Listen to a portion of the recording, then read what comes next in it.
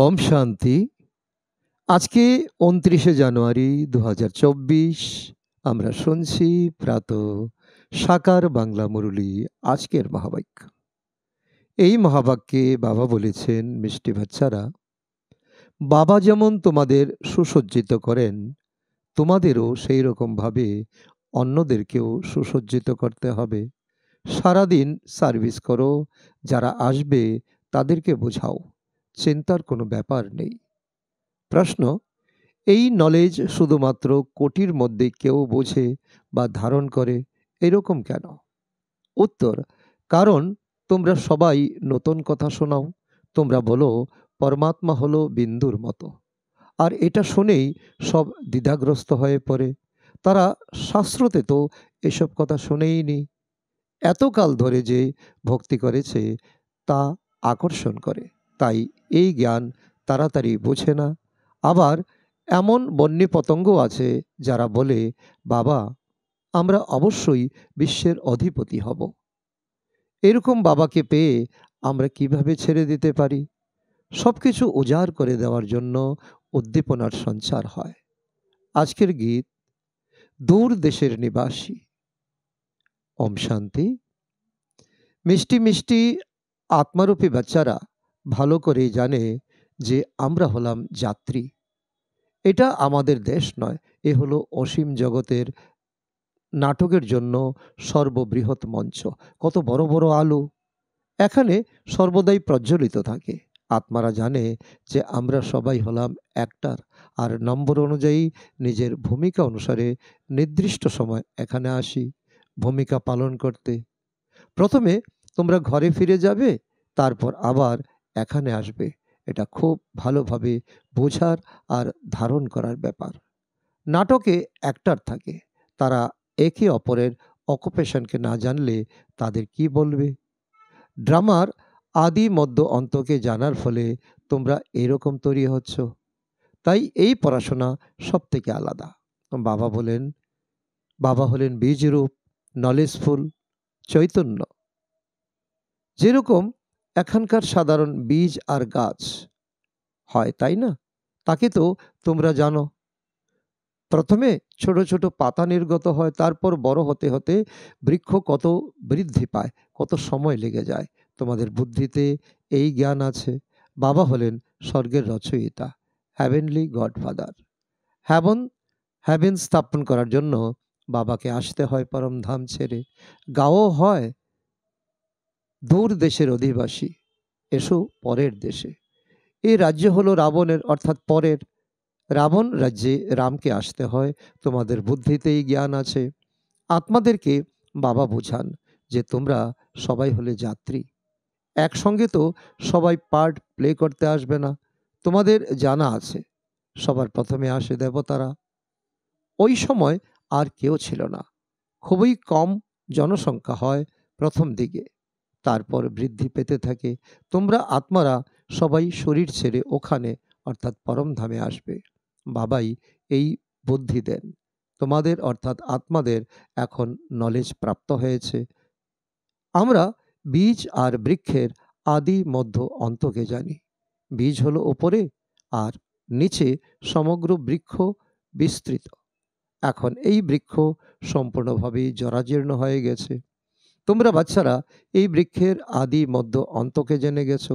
পূর্বে ঋষি মুনিদের জিজ্ঞাসা করা হতো, তারা রচয়িতা আর রচনার আদি মধ্য অন্তকে জানে কি না।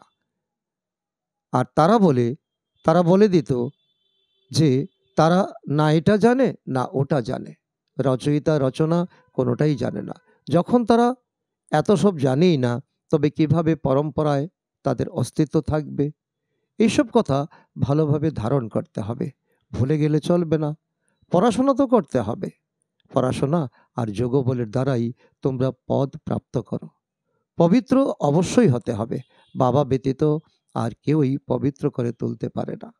বিনাশী ধন দান করলে তো রাজবংশে অথবা ভালো বংশে জন্ম নেয়। বাচ্চারা, তোমাদের অনেক বড় পরিবারে জন্ম হয়। নতুন দুনিয়া তো খুবই ছোট হয়ে থাকে। শতযুগে হলো যেন দেবতাদের এক গ্রাম। প্রথমে বোম্বে কত ছোট ছিল, এখন দেখো কত বর্ধিষ্ণু।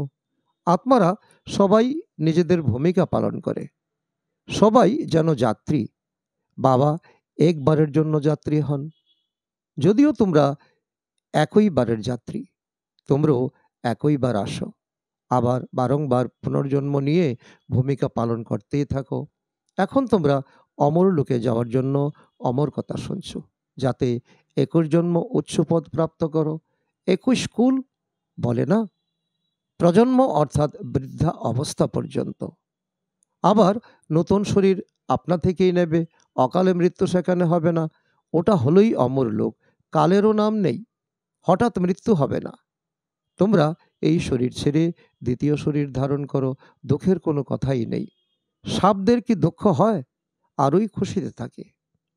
এখন তোমাদের আত্মজ্ঞান প্রাপ্তি হয়েছে, আত্মাই সব কিছু করে। শরীর তো সম্পূর্ণ আলাদা। শরীরে আত্মা না থাকলে তো শরীর চলতে পারবে না। কিভাবে শরীর তৈরি হয়, আত্মা কিভাবে প্রবেশ করে, সব কিছুই হলো ওয়ান্ডারফুল। বাবা বলেন, মিষ্টি মিষ্টি বাচ্চারা, তোমাদের স্বর্গ হলো ওয়ান্ডারফুল ওয়ার্ল্ড। রাবণ রাজ্যে 7 ওয়ান্ডার দেখানো হয়, রামরাজ্যে বাবার একটাই ওয়ান্ডার, যেটা আধা কল্পস্থায়ী হয়। মানুষ দেখেও নি, তবু সকলের মুখ থেকে স্বর্গের নাম অবশ্যই নির্গত হয়। এখন তোমরা বুদ্ধির দ্বারা সেটা জানো। কেউ কেউ আবার সাক্ষাৎকারও করেছে। ব্রহ্মা বাবাও বিনাশ আর নিজের অর্থাৎ শ্রীকৃষ্ণের রাজধানী দেখেছিলেন। এখন এ হলো যথার্থ গীতার এপিসোড। বাবা সর্বদা বলে থাকেন, বাচ্চারা, এটা হলো পুরুষোত্তম সঙ্গম যুগ, যেখানে আমি এসে তোমাদের অর্থাৎ বাচ্চাদের রাজযোগের শিক্ষা দিই আর এত উঁচু বানাই।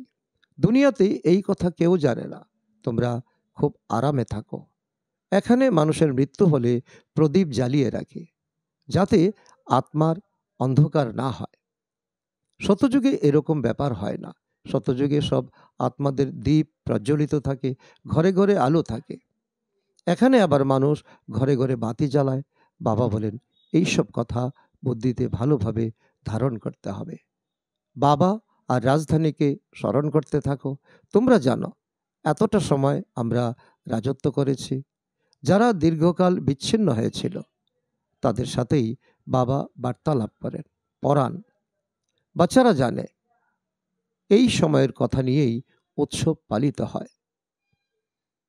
শিব জয়ন্তী ভারতেই পালন করা হয়। শিব হলেন উচ্চতমের চেয়েও উচ্চ ভগবান। উনি ভারতে কিভাবে আসেন? উনি স্বয়ং বলেছেন যে আমাকে প্রকৃতির আধারে নিয়ে আসতে হয়, তবে তো বলতেই পারি, বক্তব্য রাখতে পারি। তা না হলে কিভাবে বাচ্চাদের জ্ঞান শৃঙ্গার করব? এখন তোমাদের শৃঙ্গার হচ্ছে, তোমরা আবার আরেকজনকে করাচ্ছ মানুষ থেকে দেবতা করার জন্য। এটা খুবই সহজ, কিন্তু মানুষের বুদ্ধি এত ডাল হয়ে গেছে যে কিছুই বোঝে না, সময় লাগে। তোমরা প্রদর্শনীতে সব কথা ব্যাখ্যা করো। যারা এসেছে তাদের যেভাবে বোঝানো হয়েছে সবই ড্রামা, চিন্তার কোনো ব্যাপার নেই। বাচ্চারা বলে, বাবা কত মাথা ঠুকি, বেরিয়ে আসে কোটির মধ্যে কেউ, সে তো হবে। তোমরা বলো পরমাত্মা হলেন বিন্দু, শাস্ত্রে এরকম কোনো কথাই নেই। মানুষ তাই বিভ্রান্ত হয়ে পড়ে। তোমরা প্রথমে মানতে না, কারো তো বুঝতে 2 বছরও লেগে যায়, চলে যায় আবার আসে। এই সহজ ভক্তি ছাড়তেই পারে না, সেই দিকেই টানতে থাকে। এও ড্রামার পার্ট। তোমরা ব্রাহ্মণরা ছাড়া আর কেউই তা জানে না। বিশ্বরূপ দর্শনের অর্থ বুঝেছ তোমরা। এই সবই হলো তোমাদের ডিগবাজির খেলা। তোমরা চক্রে ঘুরতে থাকো, একে বিরাট নাটক বলা হয়। এর জ্ঞানও তোমাদের আছে। লৌকিক কলেজে তো কত কিছুই পড়ানো হয়ে থাকে। শতযুগে এসব হয় না। সায়েন্সেরও বৃদ্ধি হতে থাকে, ওতে বিনাশ হবে। যদিও তোমরা বুঝাবে, কিন্তু বিরলই কাউকে পাবে যে বলবে, এটা তো খুব ভালো কথা, এ তো রোজই বোঝা উচিত। যতই কাজ থাকুক তবুও তোমরা বলবে, তোমাদের তো বাবার থেকে অবিনাশী উত্তরাধিকার অবশ্যই নিতে হবে। এ তো অপরিসীম, অগণিত উপার্জন। বাবা বলেন, বাচ্চারা, আমার বুদ্ধিতে সমগ্র বৃক্ষের অর্থাৎ কল্প বৃক্ষের নলেজ আছে, সেটা তোমরাও এখন বুঝেছ। বাবা যা বোঝান সেটা খুবই অ্যাকুরেট। একটা সেকেন্ডও মেলে না দ্বিতীয় সেকেন্ডের সঙ্গে। এটাই হলো ড্রামা। কত সূক্ষ্ম ব্যাপার।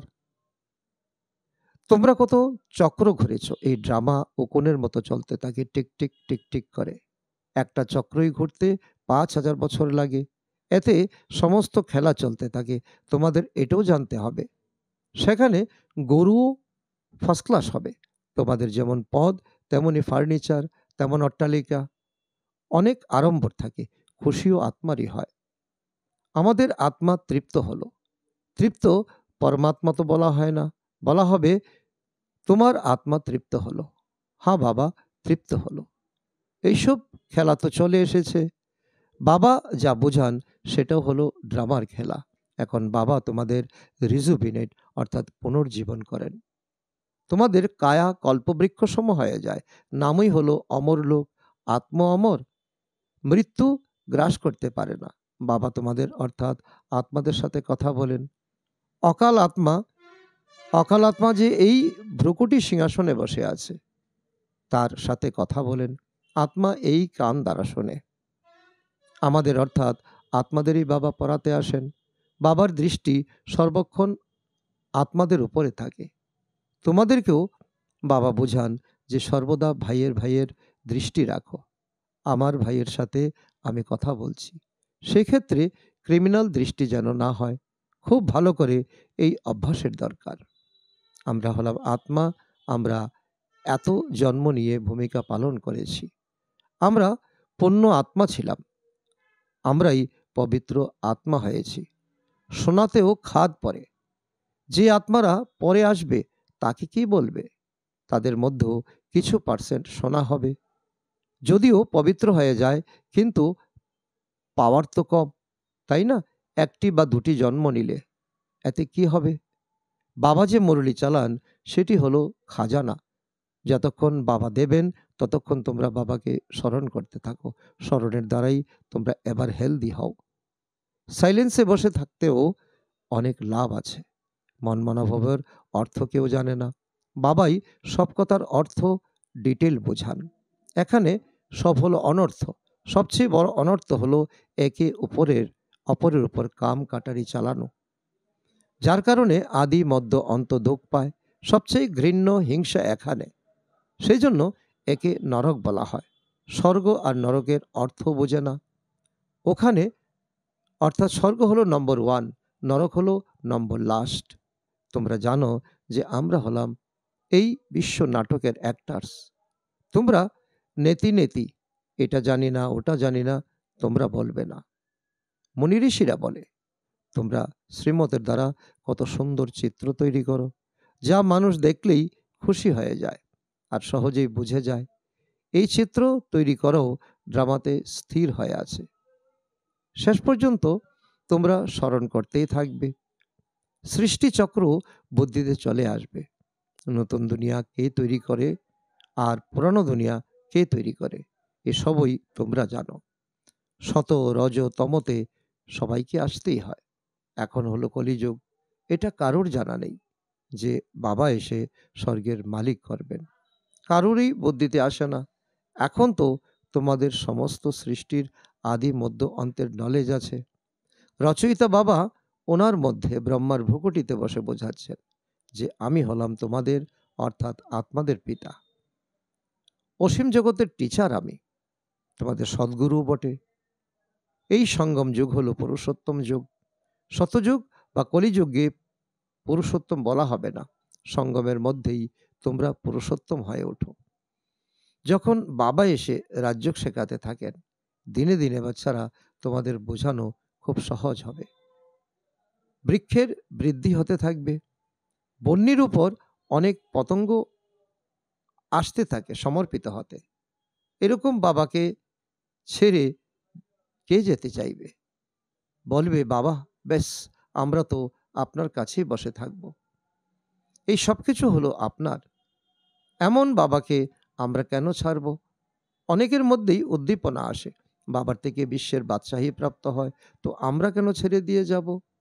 যেখানে আমরা স্বর্গে গিয়ে বসব, যেখানে কোনো কাল অকালে মৃত্যু আসতে পারে না, কিন্তু বাবার শ্রীমত নিতে হবে। বাবা বলবেন এরকম করতে নেই, উদ্যম তো আসবে, কিন্তু ড্রামাতে এরকম নেই যে সবাই এখানে অর্থাৎ মধুবনে এসে বসে যাবে। বাচ্চাদের মধ্যে উদ্দীপনা জাগে, কারণ জানা আছে যে সব কিছু শেষ হয়ে যাবে। যার পার্ট আছে সে শুনতে থাকবে। বাবা বলেন, তোমরা এলএলবি, আইএসসি পরে কি পাও? কাল শরীর ছেড়ে দিলে কি পদপ্রাপ্ত হবে? কিছুই না। ওটা হলো বিনাশী বিদ্যা, আর এটা হলো অবিনাশী বিদ্যা। যে অবিনাশী বিদ্যা বাবা প্রদান করেন, টাইম আর অল্পই আছে। তমপ্রধান থেকে শতপ্রধান তোমরা এই জন্মেই হয়ে ওঠো, আর সেটা স্মরণের দ্বারাই হবে। তাই দেহের সকল ধর্ম ছেড়ে মামেকম স্মরণ করো। শরীরের কোনো ভরসা নেই, পড়াশোনা করতে করতেই কারো কারো মৃত্যু হয়। তাই বাবার কাজ হলো বোঝানো, এই পড়াতে কি উপার্জন আর এই পড়াতে কি উপার্জন, সে তো তোমরা জানোই। সে বাবার ভান্ডার সর্বদা ভরপুর থাকে। এত সব বাচ্চারা প্রতিপালিত হয়, চিন্তার কিসের? না খেতে পেরে তো মরবে না। লৌকিক বাবাও যখন দেখে বাচ্চা খেতে পাচ্ছে না, তখন নিজেও খাওয়া খায় না। বাচ্চাদের দুঃখ বাবা সহ্য করতে পারে না। প্রথমে বাচ্চা, পরে বাবা। মা সবার পরে খায়, অবশিষ্ট যা কিছু শুকনো খাবার বেঁচে থাকে তাই খায়। আমাদের ভান্ডারও ওই রকম। আচ্ছা, মিষ্টি মিষ্টি হারানেদি বাচ্চাদের প্রতি মাতা পিতা বাপদাদার স্মরণের স্নেহ সুমন আর সুপ্রভাত। আত্মাদের পিতা তার আত্মারূপী বাচ্চাদের জানাচ্ছেন নমস্কার।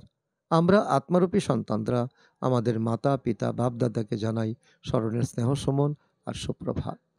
ধারণার জন্য মুখ্য সার: 1 নম্বর, ভাই ভাইয়ের দৃষ্টি পাক্কা করতে হবে। আমি আত্মা, আত্মা ভাইয়ের সাথে কথা বলছি, এইরকম অভ্যাস করে ক্রিমিনাল দৃষ্টিকে পরিবর্তন করতে হবে।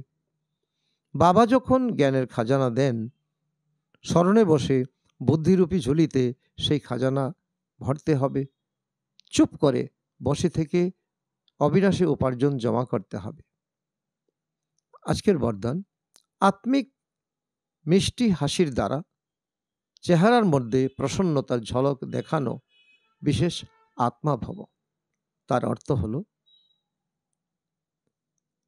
ব্রাহ্মণ জীবনের বিশেষত্ব হলো প্রসন্নতা। প্রসন্নতা অর্থাৎ আত্মিক মিষ্টি হাসি। জোরে জোরে আওয়াজ করে হাসি নয়, স্মিত হাসি।